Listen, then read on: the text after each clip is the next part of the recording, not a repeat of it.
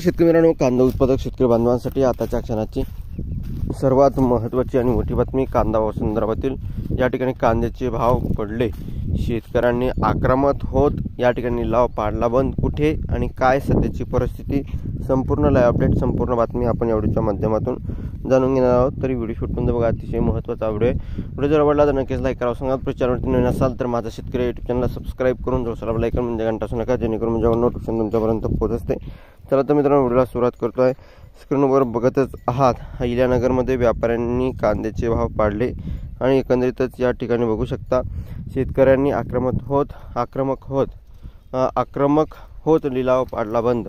कांदा उत्पादक शेतकऱ्यांच्या मेहनतीला न्याय मिळेल अशी अपेक्षा असताना श्रीरामपूर बाजार समितीत कांद्याचा लिलाव भाव पडल्याचा आरोप शेतकरी संघटनांनी केला आहे।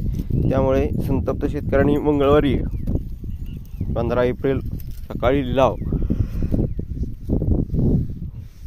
काही काळ बंद पाडले। कांद्याचे भाव 900 ते 1100 रुपये प्रति क्विंटल इतके कमी झाल्याने शेतकऱ्यांना उत्पादन खर्च निघणे कठीण झाले आहे। या वादामुळे बाजार समिती आणि शेतकरी यांच्यात तणाव निर्माण झाला असून शेतकऱ्यांच्या हितासाठी योग्य भाव मिळण्याची मागणी जोर धरू लागली आहे।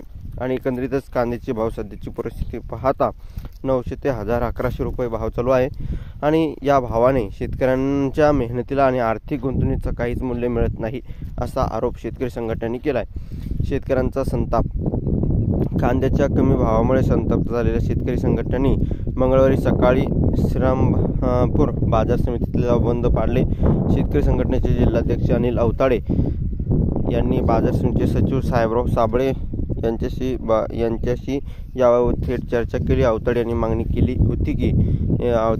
केली की जोपर्यंत कांद्याला किमान 2000 रुपये प्रति क्विंटल भाव मिळत नाही तोपर्यंत लिलाव सुरू करू नयेत। शेतकऱ्यांना उत्पादन खर्च आणि मेहनत यांचा न्याय मिळावा यासाठी ही मागणी महत्त्वाची आहे असे त्यांनी ठामपणे सांगितले। धन्यवाद। लाईक